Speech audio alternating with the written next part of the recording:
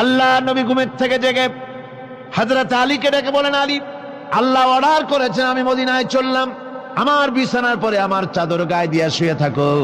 হযরত আলী বলেন, আল্লাহর হাবিব, আপনার চাদর গায়ে দিয়ে ঘুমিয়ে থাকবো, সকালবেলায় কাফির বেঈমানেরা আপনার বিছানার পরে আপনার চাদর গায়ে দেওয়া অবস্থায় আমি আলীকে তারা মোহাম্মদ মনে করবে, আর আমি আলীকে নবী মনে করে তারা তাদের তরবারি দিয়া কেটে কেটে টুকরা টুকরা করে আমারে বিদায় করে দেবে দুনিয়া থেকে। এতটুকুনো পরোয়া করি না, বরং আমার দিলের মধ্যে এটাই তৃপ্তি থাকবে যে আমি আলীর জীবনের বিনিময় আল্লাহর হাবিব দুনিয়ায় বেঁচে আছেন।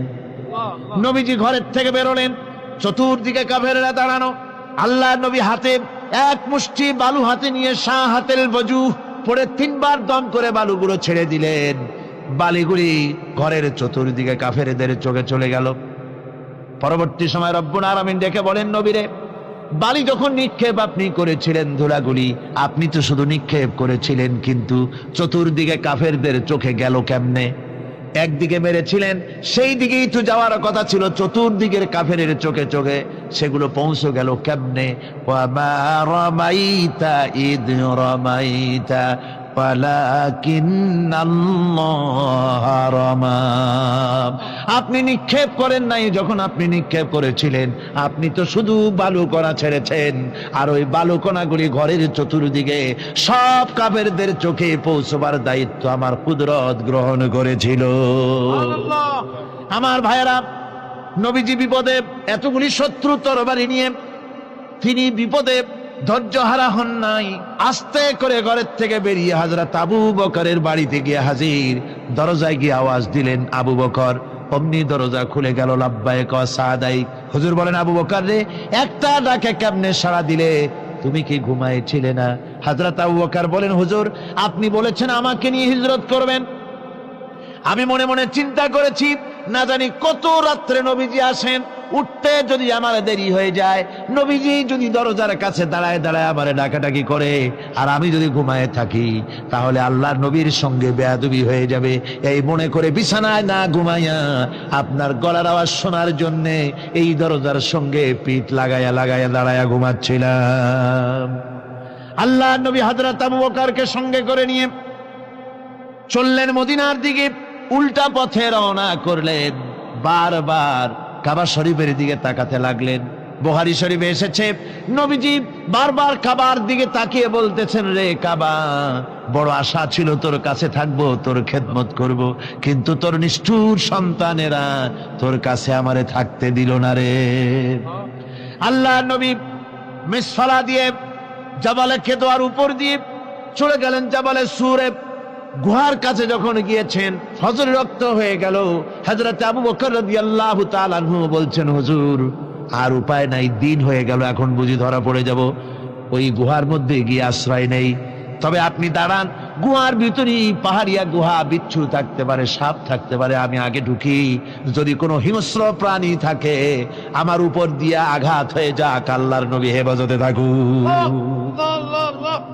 হযরত আবু বকর রাদিয়াল্লাহু তাআলা আনহু গুহার ভিতরে নামলেন।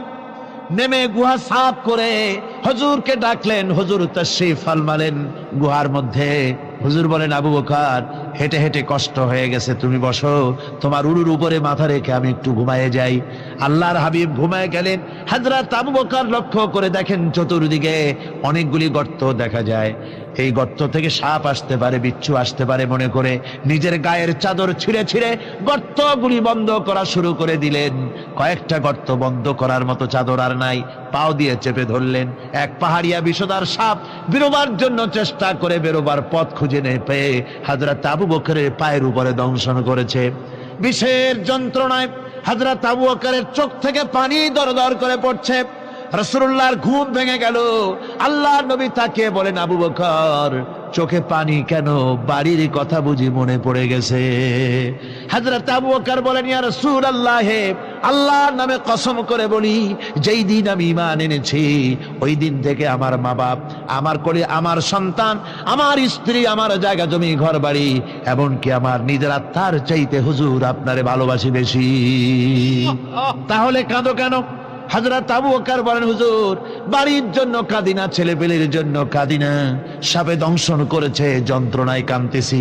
আল্লাহ নবী সঙ্গে সঙ্গে মুখ থেকে থুতু বার করে যন্ত্রণার জায়গায় লাগাই দিলেন, সঙ্গে সঙ্গে যন্ত্রণা বন্ধ হয়ে গেল। হুজুর বললেন, আবু বকর, প্রথম যখন তোমার এই আঘাত করেছিল সাপে, আমাকে কেন তাড়াতাড়ি বলো নাই? এতক্ষণ তো তোমার কষ্ট হতো না। হযরত আবু বকর বলেন, ইয়া রাসূলুল্লাহ, ওটা তো সাপে কাটার যন্ত্রণা, ওই যন্ত্রণায় আমার রক্ত জ্বলতেছে, যন্ত্রণায় আমার কলেজাটা যদি ফেটেও যেত। আল্লাহর হাবিব আরাম ফরমাচ্ছিলেন, আমি তাকে আরামে বিঘ্ন ঘটাতে পারতাম না। আমার ভাইয়েরা, হযরতে আবু বকর, হযরতে রাসূল দুজন বসে আছেন। এমনি সময় কাফের বেঈমানেরা খুঁজতে খুঁজতে জায়গা মতো এসে গেছে। একজনে বলে ভিতরে আছে, আর একজনে বলে নাই। পায়ের যদি থাকবে তাহলে মাকড়সায় জাল বুনালো কি করে, পাখি ডিম পেড়ে বসে আছে কি করে, তাদের সন্দেহ হতে লাগলো। এর মধ্যে না একজন বলে আছে আর একজন বলে নাই। হযরত আবু বকর ভয়ের চোটে কেঁদে ফেলেছেন, হুজুর আর উপায় নাই। এই যে অবস্থা, এই অবস্থার ভিতরে, এই অবস্থার ভেতরেও আল্লাহ নবী এতটুকু ঘাবড়ে যান নাই। শত্রুরা তরবারি নিয়ে এসেছে, সুযোগ পেলেই একটু তাকালেই দেখতে পাবে, তুলে মেরে ফেলে দেবে। আল্লাহর হাবিব মোটেই ধৈর্য হারালেন না, এতটুকুন হতাশ হলেন না।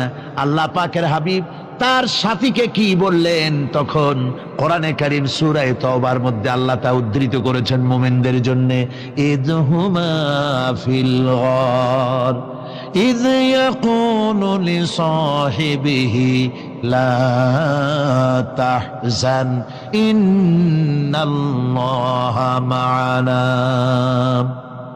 ও আমার সাথী, ও বন্ধু, ভয় করো না, চিন্তা করো না, আমরা মাইনরিটি নই, আমরাই মেজরিটি। তার কারণ আল্লাহ আমাদের সাথে আছেন। সুবহানাল্লাহ, আল্লাহ আমাদের সাথে আছে। আর বন্ধুগণ, কোরআনে কারীমে রব্বুল আলামিন বলেন, فأنزل الله سكينته عليه وأيده بجنود لم تروها। আল্লাহ পাক তার মনের মধ্যে গভীর প্রশান্তি এবং স্বস্তি দান করলেন, আর এমন সৈন্য দিয়ে সাহায্য করলেন যে সৈন্যদেরকে তোমরা দেখতে পাও না। এভাবে করে রব্বুল আলামিন মুমিনদের বিপদে আপদে মুসিবতে সব সময় আল্লাহ পাক মুসলমানদেরকে সাহায্য করেছেন। জোরে বলেন সুবহানাল্লাহ। মুমিনদের